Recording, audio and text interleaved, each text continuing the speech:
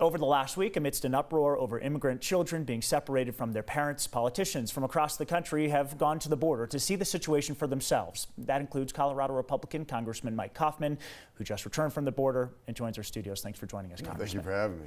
All right, you called this a fact-finding mission. First of all, we should say that you've been opposed to this so-called zero-tolerance policy and wanted to go see what was happening for yourself. What did you see and what did you learn? First of all, I would be okay with the zero tolerance policy, but the problem with the policy was the fact that under current law, they're not allowed to keep, when people are being prosecuted for illegally crossing the border, the children are not allowed to stay with the parents. The administration needed to go forward with a legislative change to fix that. It's family separations that bothered you, correct. And it was, so they didn't. They never went before Congress for that change. And so what happened is they went forward with a policy that they shouldn't have gone forward with.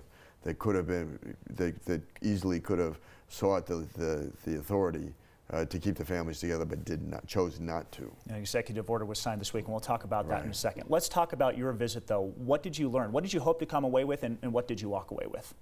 Well, I was drawn because of these children. The images of these children being pulled away from their parents, torn away from their parents. I just thought it was horrific. It's not who we are as a country. I wanted to see, particularly now that the executive order is to stop it, there are about 2,000, a little over 2,000 children that are still not reunited with their families. What is the process? How fast are we moving to get that done? Did you get any answers on that front? Because it is very unclear as to how this executive order is playing out. Some 2,300 children separated from their parents in the past few months. Are they being reunited anytime soon? Some are, but I think the problem is that it's so fragmented in terms of the number of agencies involved in this. It doesn't seem like there's anybody ultimately in charge. Somebody needs the president needs to appoint one person that's in charge of all these agencies, that's responsible ultimately to reunite these children with their families. And that has to happen. Well, let's talk about that. You've called for the firing of Stephen Miller. This is immigration policies in large part his doing.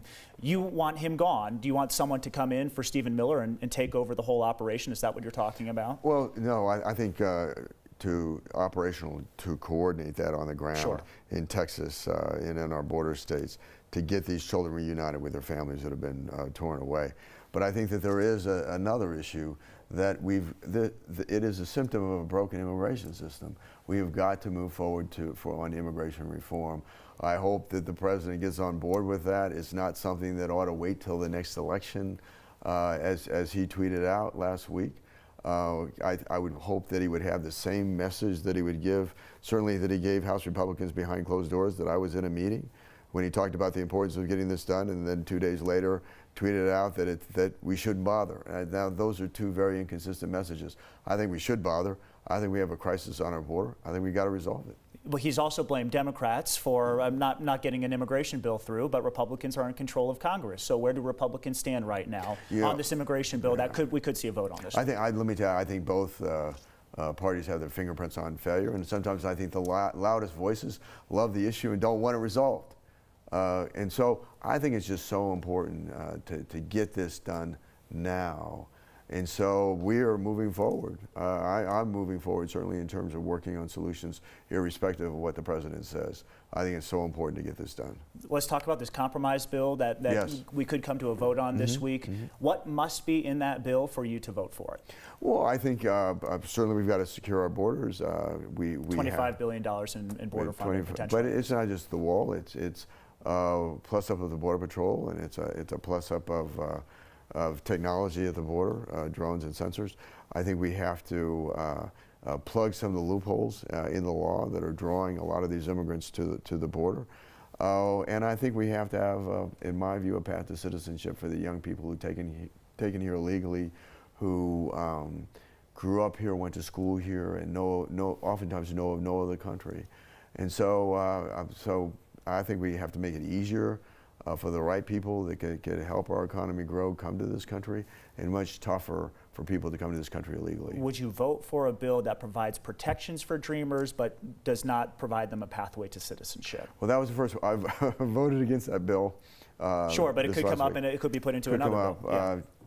I don't want to say what I will and won't do. I have to look at the circumstances. Certainly, having some certainty. I think there's a lot of anxiety among those young people that I've talked to, that I've sat with their families, and not knowing what their future is. At least they would have some understanding what their future is. But I do think that we can, but that's not going to pass the Senate. And I think that what the president was speaking to is the difficulty in having a bill pass the Senate.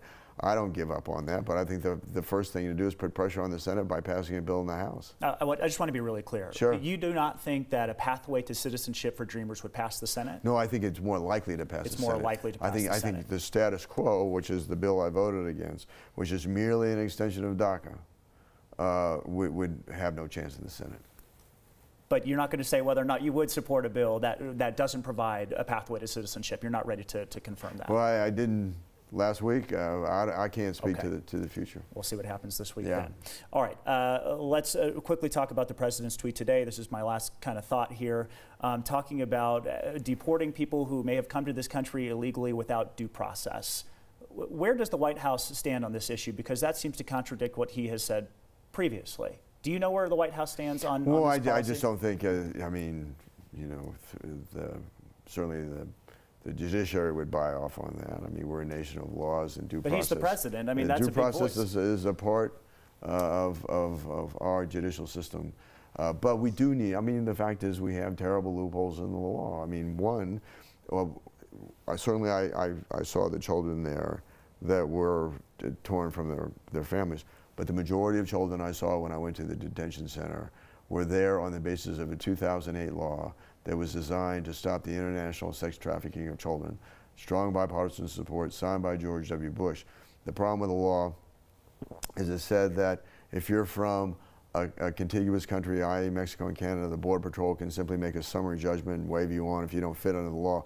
If you're from a non-contiguous country, i.e. Central America, the Border Patrol cannot make that decision. They have to allow you into the country, and you have to be adjudicated through our legal process, which would at least take 2 years with the backlog that we have. That's been a magnet for these young people to come up. And so we need to look at laws like that and say, what was the intended purpose? What's the outcome? Let's go back to the intended purpose, and let's tighten up these laws. Confident that we could see a bill passed by the House this week? I have to believe we can. I mean, I just think it's that important for the country. I disagree with the president. I think immigration reform is vital to our country. Again, secure our borders, policies that help grow our economy, and a pathway for these young people who were taken to this country illegally as children. I think it's got to get done. All right, Congressman, thank you for your time. We appreciate it. Thank you.